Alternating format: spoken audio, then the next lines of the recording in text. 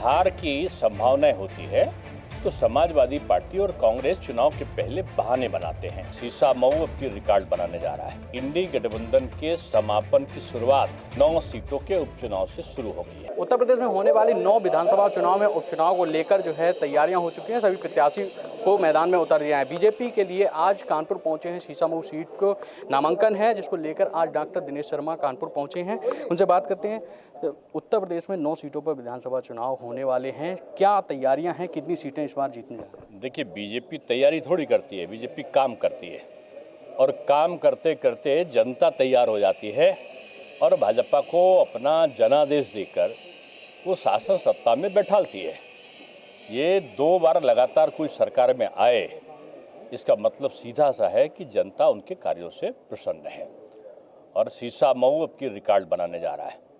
शीशा मऊ क्यों कहें, मैं कहूँगा उत्तर प्रदेश का उपचुनाव सपा के साफ होने का संकेत करेगा और कांग्रेस तो हाफ होने के बजाय कांग्रेस तो 0 पर चली गई, पहले से ही हार मान के चली गई। उसने रण छोड़ दिया और कांग्रेस की हताशा निराशा इस बात का संकेत है कि कोई भी सीट इंडी गठबंधन जीतने नहीं जा रहा है।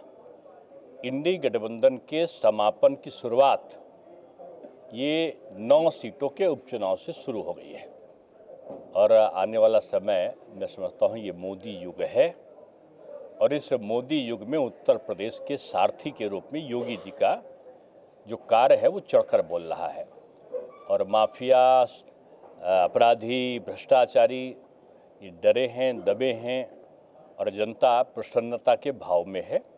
और आज जो कार्यकर्ताओं का उत्साह देखने को मिल रहा है, मैं शीशा मऊ पे आया हूँ, यही उत्साह पूरे प्रदेश में है। जहाँ जहाँ नामांकन है भाजपा का, कार्यकर्ताओं में अपार जोश है। तो ये जोश नहीं है, ये विजय का उद्घोष है। सपा ने ये भी आरोप लगा रही है कि जिस तरीके से यहाँ पर 9 सीटों में से एक सीट जो शीशामऊ सीट है, यहाँ पर चुनाव थोपा गया है, जबरन ये चुनाव हो रहा है। अब सपा तो जिसको चुनाव ना हो तो हिटलर शाही मानसिकता में विश्वास करते हैं। बीजेपी लोकतांत्रिक परंपराओं पे है कि अगर सीट रिक्त है और माननीय न्यायालय की अनुमति है तो चुनाव होना चाहिए, जनता अपना प्रतिनिधि चुनेगी।